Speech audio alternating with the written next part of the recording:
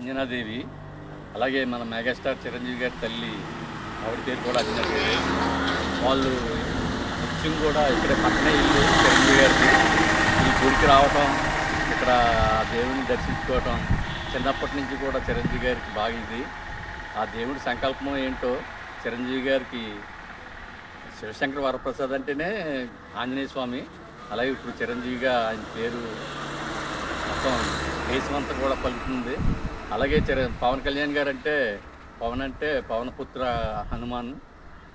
అలాగా ముగ్గురు త్రిమూర్తులకి జన్మనిచ్చిన అంజనాదేవికి ధన్యవాదాలు తెలియజేసుకుంటూ, అలాగే ఈరోజు మెగాస్టార్ ఆయన ఆయురారోగ్యంతో బాగుండాలని, మళ్ళీ వచ్చే 2వ తారీఖున మన పవన్ కళ్యాణ్ గారి జన్మదిన వేడుకలు కూడా మేము ఉత్సాహంగా చేస్తాం.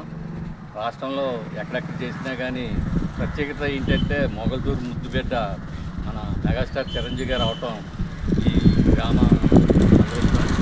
అలాగే ఇక్కడ చూస్తే ఖాళీ ప్లేస్ చాలా ఉంది, దగ్గర ఒక ఎకరం సైట్ ఉన్నట్టుంది.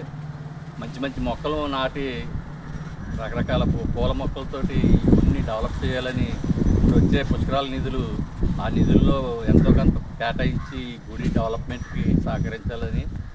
నిజంగా ఆంజనేయ స్వామిని చూస్తే ఎక్కడ చూసినా ఆంజనేయ స్వామి, చాలా గుళ్ళు చూసి తిరిగాం కానీ ఇక్కడ ఏంటో తెలీదు, ప్రత్యేకమైన విగ్రహం. ఆయన దర్శించుకోగానే మా అందరికీ కూడా మంచి ఎనర్జీ వచ్చినట్టు ఉంది. జై చిరంజీవి.